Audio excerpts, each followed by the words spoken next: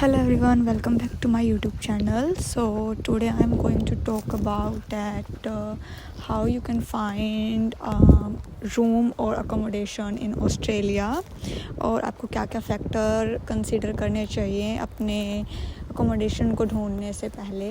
और आपको मैं एवरेज जो रेंट है पर मंथ का इन ऑस्ट्रेलिया वो भी आपको बताने वाली हूँ इस वीडियो में, तो आप वीडियो को एंड तक ज़रूर देखिए। और अगर आपने अभी तक मेरे चैनल को सब्सक्राइब नहीं किया है तो सबसे पहले मेरे चैनल को सब्सक्राइब कर दें, वीडियो को लाइक कर दें और please share to your friend and family member as well. तो लेट्स स्टार्ट द वीडियो। तो फर्स्टली मैं आपको ये बताने वाली हूँ कि आपको क्या क्या चीज़ें ध्यान में रखनी चाहिए जब आप अपने लिए रूम देख रहे हो।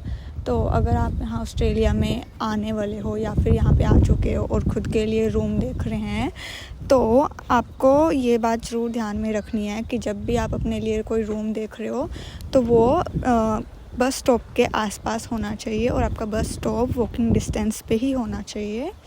और बस स्टॉप के साथ साथ आपका जो नियरेस्ट रेलवे स्टेशन है वो भी पास में होना चाहिए और मैक्सिमम वॉकिंग डिस्टेंस आपका 30 मिनट्स होना चाहिए स्टेशन के लिए। क्योंकि अगर आप यहाँ पे नए हैं और या फिर स्टूडेंट हैं तो अगर आपकी काम से आप लेट हो जाते हैं या फिर यूनिवर्सिटी आपकी इवनिंग में है तो जब आप स्टेशन पे आते हो तो 10 बजे के बाद मोस्टली यहाँ पे बस सर्विस नहीं होती है रात को। तो अगर आपका घर स्टेशन से कुछ वॉकिंग डिस्टेंस पे ही है तो आप वॉक करके भी जा सकते हो और इससे आप अपने ऊबर के पैसे भी बचा सकते हो बिकॉज सेकंड ऑप्शन ऊबर है, आप ऊबर करके भी घर जा सकते हो। But as you are student here so you should save your money, तो इसलिए मैं बोल रही हूँ कि वॉकिंग डिस्टेंस पे होना चाहिए। और थर्ड चीज़ है जो आपका जो ग्रोसरी स्टोर है वो भी वॉकिंग डिस्टेंस पे होना चाहिए। और ग्रोसरी स्टोर कोल्स हो गया, एलडी हो गया, वूलवर्थ हो गया या फिर इंडियन स्टोर, तो ये सब वॉकिंग डिस्टेंस पे होने चाहिए ताकि आपको ग्रोसरी को लाने में कोई प्रॉब्लम ना हो और आप इजीली अपनी ग्रोसरी लेके आते रहें। ठीक है, तो ये तो हो गई जो कन्वीनियंस की बात हो गई। तो एक चीज़ और इम्पॉर्टेंट है, जब आप रूम देख रहे हैं तो आप अपने जो जिनके साथ रूम शेयर करने वाले और घर जिनके घर पे अगर आपने रूम कहीं देखा है तो उनसे एक बार मीट एंड ग्रीट ज़रूर कर लें।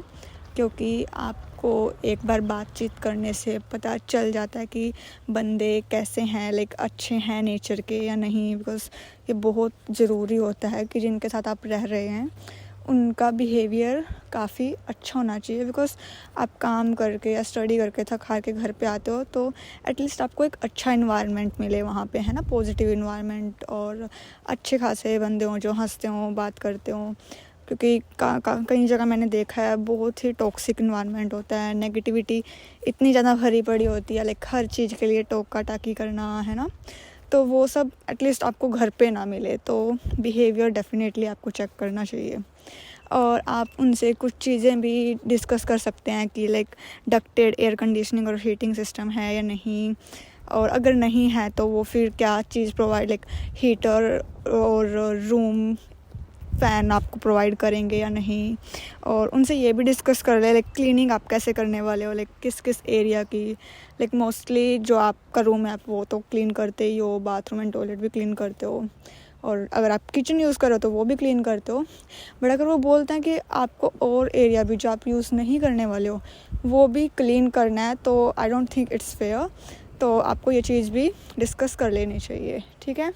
और कुछ लोगों को को थोड़ा बाथरूम और टॉयलेट शेयरिंग में भी प्रॉब्लम आती है।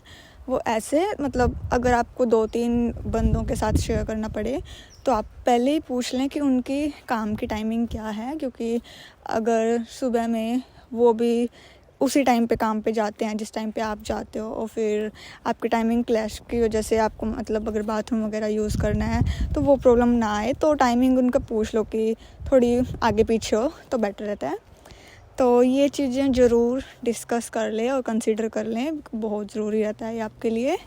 और एक चीज़ और बोलूँगी, मान लो अगर आप कहीं पे रूम लेते हो और वहाँ पे रह रहे हो और वहाँ के जो लोग हैं उनका बिहेवियर अच्छा नहीं है, आपको हर चीज़ के लिए कुछ ना कुछ बोल रहे हैं कि ये नहीं वो नहीं, है ना। अगर आपको लाइक घर पे आके भी ना आप डिप्रेस्ड रहते हो या स्ट्रेस में रहते हो बिकॉज ऑफ देयर बिहेवियर, तो I will definitely recommend you to change your room और किसी और जगह पे ले लो, क्योंकि काम के बाद अगर आपको फिर भी आपको स्ट्रेस लेना पड़े ना, तो I will not say that it's good for you.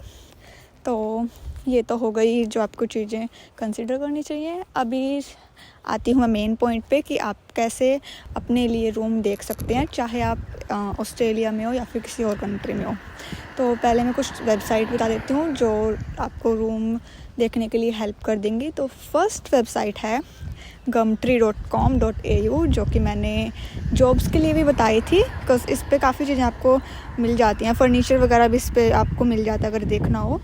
तो ये काफ़ी अच्छी साइट है, काफ़ी यूज़फुल है अगर आपको कोई रूम देखना है या फिर जॉब देखनी है। तो सेकंड वेबसाइट है flatmate.com.au, तो इस पे भी आप अपने लिए रूम देख सकते हैं। एंड थर्ड वेबसाइट है realestate.com.au। तो इनका मुझे नहीं मालूम कि आप अपनी कंट्री में भी, मान लो यहाँ आने से पहले अगर आप अपनी कंट्री से ही कोई रूम देख रहे हो तो ये आप यूज़ कर सकते हो या नहीं, बट आपके पास एक और अच्छा ऑप्शन है जो आप किसी भी कंट्री में से यूज़ करके यहाँ के लिए आप अपना रूम देख सकते हैं। तो वो है फेसबुक मार्केट प्लेस। तो I will definitely recommend you Facebook Marketplace because I also use this platform to find my accommodation।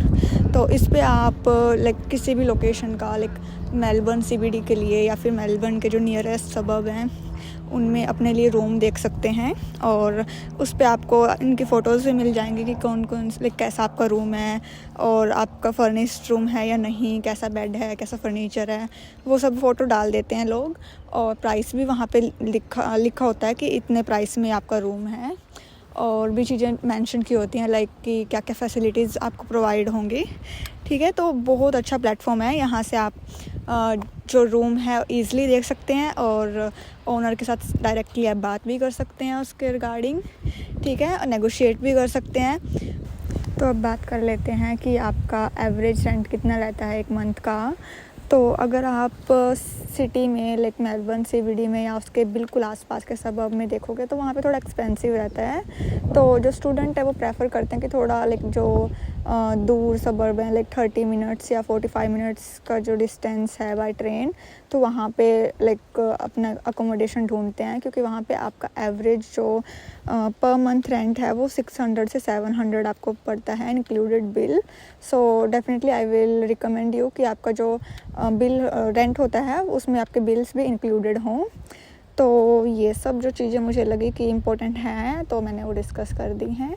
तो अभी के लिए बाय बाय, अगली वीडियो में कुछ अलग टॉपिक के साथ मिलते हैं। So please subscribe my channel, like my video and share to your friends and family member. Bye bye.